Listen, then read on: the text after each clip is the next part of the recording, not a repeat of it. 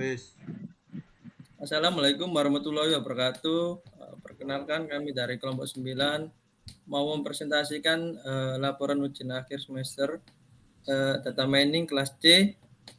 Yang pertama, anggota kelompok kami ada Haji Febriansyah, NPI 14620061, dan ada saya sendiri Wahyu Prasetyo 14620079, dan ada Kilarum Hanur Rahman NPI 14620057. Untuk yang pertama, dari definisi permasalahan, kami menganalisis review layanan masyarakat terkait aplikasi Peduli Lindungi dengan tujuan membantu instansi pemerintah dalam melacak penyebaran COVID-19. Untuk datasetnya ini berisi opini masyarakat tentang aplikasi dan analisis untuk mengidentifikasikan pesan-pesan yang disampaikan oleh pengguna. Untuk yang kedua ini ada identifikasi permasalahan. Yang pertama itu ada keluhan terhadap fungsionalitas. Yang kedua ada ketidakjelasan informasi. Yang ketiga ada performa dan kinerja. Untuk yang keempat ada kebijakan privasi dan keamanan. Yang kelima ada keterbatasan fitur. Yang keenam ada kesulitan akses dan kompatibilitas. Selanjutnya itu ada asumsi dan kebutuhan limitasi. Ini untuk asumsinya bahwa dataset yang digunakan itu representatif, mencakup opini, pengalaman pengguna yang cukup dalam menggunakan aplikasi Peduli Lindungi itu sendiri. Terus ada kebutuhan. Yang untuk kebutuhannya itu algoritma atau model yang tepat untuk menganalisis sentimen atau pendapat pengguna terkait ulasan yang ada dalam dataset. Untuk yang kedua ini ada tujuan yang pertama itu proyek ini adalah menganalisis review aplikasi Peduli Lindungi dalam pemahaman pendapat dan pengalaman pengguna terkait dengan aplikasi tersebut. Kita langsung lanjut ke codingan. Yang ketiga itu kita masuk ke codingan.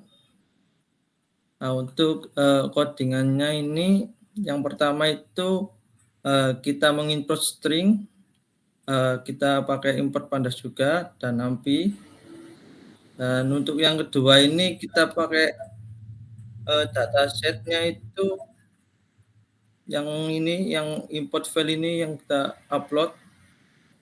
Nah, ini untuk yang ketiga itu muat dan lihat untuk kumpulan datanya dari dataset tersebut, yaitu ada rating, kategori, dan review. Nah, ini tuh ada hasilnya. Untuk ratingnya itu ada 1, ada 5 sama 2. Untuk yang kategorinya itu hanya negatif sama positif. Terkait reviewnya ini ada keep sharing after finishing regression, dan aplikasi juga ini nih dari review dari penggunanya itu sendiri. Yang keempat ini untuk memasukkan data setnya juga terkait dataset yang sebelumnya itu kita masukkan dataset clean. Terus selanjutnya itu data understanding. Ini adalah menampilkan itu ada 5 baris. Pertama yang diambil dari dataset. Terus yang kedua ini informasi tentang dataset. Terus tipe data dan jumlah missing value yang ada di dalam datasetnya itu sendiri. Terus yang ketiga ini ada static deskripsi dari dataset. Nah, ini untuk hasilnya sama yang di atas itu kita ambil cuma rating, kategori, sama review dari 3 baris di atas. Terus untuk static description-nya untuk hasilnya untuk rating ini ada 2, ada 1, 1,0, 2,0, 5,0. Untuk terkait cost-nya itu minimum itu 25% dan maksimalnya itu di 75%.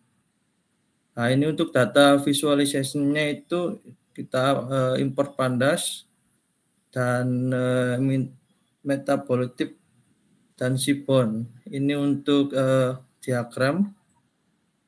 Dari data visualization-nya ini untuk histogram rating-nya ini ada frekuensinya itu ada di 65 sama ada yang di 80. Terus ini ada diagram batang kategorinya. Terus ini ada jumlah dari negatif sama positif. Dari jumlahnya ini banyak dari negatifnya. Nah, ini untuk selanjutnya dijelaskan oleh rekan saya, Gilaun Roam. Sebelumnya terima kasih Mas Wahyu. Untuk yang selanjutnya klasifikasi.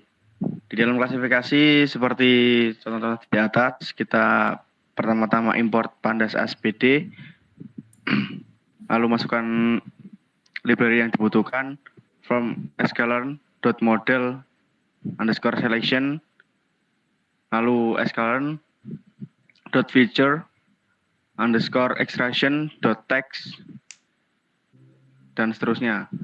Di sini di dalam klasifikasi ini kita mengkonversi tipe data kolom kategori menjadi kategori. Dengan caranya yaitu data_clean sama dengan data_clean dot as type kategori .2 kategori. Di sini di klasifikasi juga kita memisahkan fitur dan target. Caranya yaitu X sama dengan data_clean kurung buka review, Y sama dengan data_clean kategori. Di klasifikasi juga kita membagi data menjadi data latih dan data uji. Caranya yaitu X_train, X_test, Y_train, Y_test sama dengan train_test_split kurung buka X, Y, test_size sama dengan 0,2, random_state sama dengan 42. Di klasifikasi juga kita melakukan tf/idf pada data teks dengan cara vectorizer sama dengan tfid vectorizer kurung buka kurung tutup. Maaf Mas, agak ke bawah.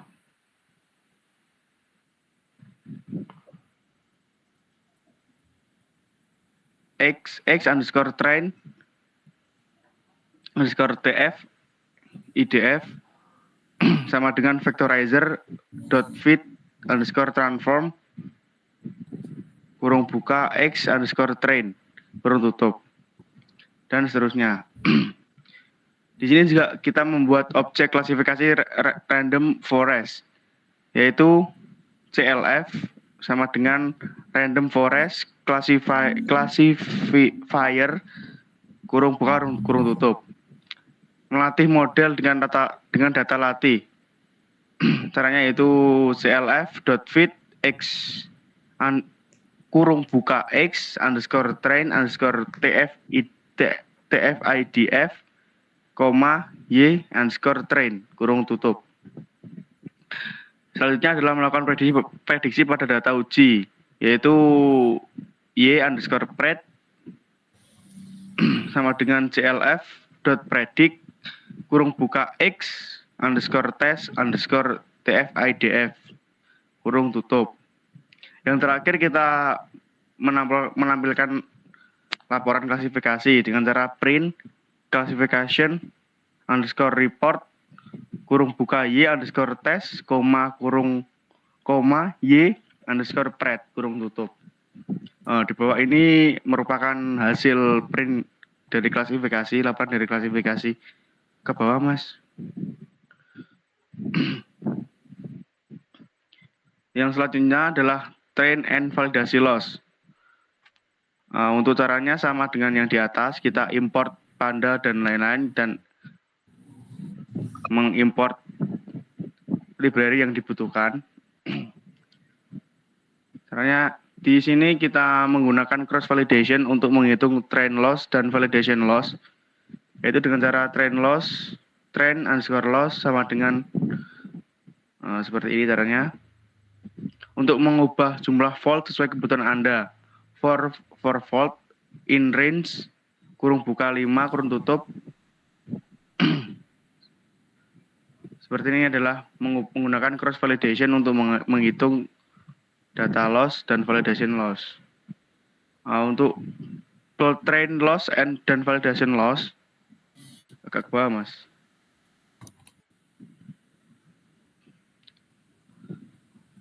Ke atas sedikit, Mas. Untuk menghitung plot train loss dan validation loss yaitu plt.plot kurung buka train underscore losses koma label sama dengan train loss. Seperti ini caranya menghitung plot train loss dan validation loss. Dan yang setelah menghitung kita print seperti ini hasilnya. Gambaran dari perhitungan train loss dan validation loss. Ke bawah, Mas. Selanjutnya adalah confusion metric. Di sini kita menggunakan import seaborn SNS yaitu membuat confusion metric dengan cara cm sama dengan confusion underscore metric kurung buka y underscore test koma y underscore pred. Untuk plot confusion ya, confusion metric menggunakan heat map dengan cara plt.figure kurung buka fixed size sama dengan 10,8 sns.heatmap cm, anode sama dengan true, fmt sama dengan d, cmap sama dengan blues, cbar sama dengan false. Seperti ini kira-kira caranya. Dan ini membuat classification report atau membuat laporan klasifikasi. Report sama dengan classification underscore report kurung buka y underscore test koma y underscore pred. Lalu print classification report, print report.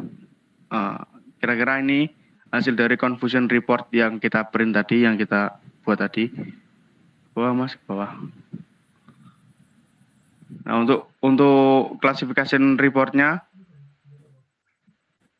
negatifnya precisionnya 0,82, positifnya 0,28, akurasinya seperti ini. Selanjutnya akan dijelaskan oleh kawan saya, Mas Aji. Terima kasih, Mas. Ya, saya lanjutkan yaitu hyperparameternya. Pertama-tama import pandas juga, lalu cara mengkonversikan tipe data kolom kategori menjadi kategori yaitu sama juga seperti yang disebutkan tadi Mas Aro. Terus untuk memisahkan fitur dan targetnya yaitu dengan cara X sama dengan data clean, lalu petik 2 review dan Y data clean, petik 2 kategori. Terus selanjutnya membagi data menjadi data latih dan data uji yaitu dengan xtrain, xtest, ytrain, ytest sama dengan train underscore test underscore split. Lalu untuk melakukan tfidf pada data teks agak ke bawah, Mas. Vectorizer sama dengan tfid vectorizer dan sebagainya. Lalu dilanjutkan hyperparameter yang akan diuji dengan cara hyperparameternya sama dengan buka kurung 1,2,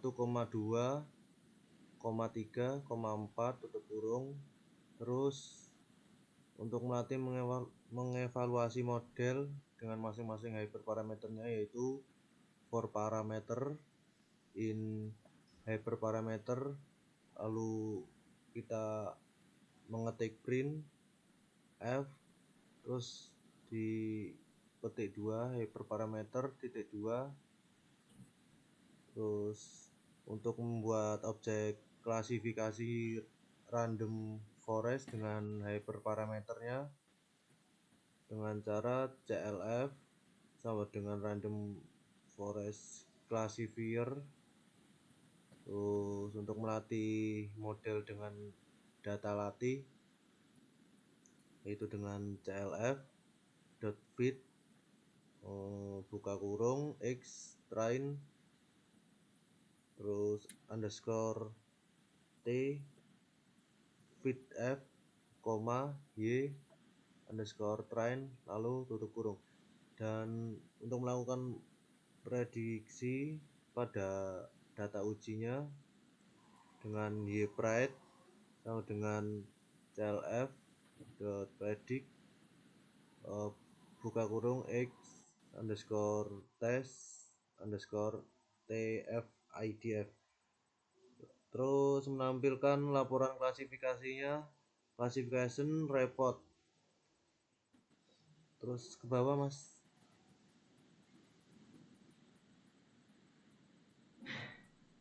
halo mas, ke bawah.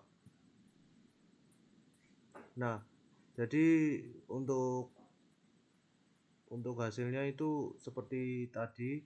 Lalu sekarang untuk clusteringnya yaitu kita mengimport lagi, terus untuk data kombinnya, untuk data terus kombin fitur sama dengan data rating, lalu ada kategori dan review. Terus untuk k-means sama dengan k-means dan cluster sama dengan 3, random underscore stat sama dengan 42, k-means titik fit buka kurung x tutup kurung label sama dengan k-means titik labels. Lalu untuk hasilnya seperti di bawah itu, dan selanjutnya bawah mas, selanjutnya regresi pun juga sama, kita mengimport pandas lalu mengimport lagi logistic regression dan import convectoris, terus membaca dataset ke dalam data frame. Jadi datasetnya itu terbaca ke dalam data frame, terus merubah isi label kategori dan bangun model regresi sederhana. Jadi itu kategorinya, label kategorinya itu dibangun dengan model regresi yang sederhana, lalu menampilkan koefisien dan intercept model. Tolong mas agak bawah. Oke, lalu kita print koefisien, terus model chief, lalu print lagi intercept, dan kurang lebih hasilnya seperti itu. Lalu dilanjutkan untuk asosiasi analisis sendiri, yaitu butuh mengimport juga, yaitu dengan cara mengimport pandas, terus import transaction encoder, dan import yang ada tertulis di situ. Lalu membaca dataset ke dalam data frame-nya juga dengan cara df sama dengan pd read underscore excel. Untuk melakukan one hot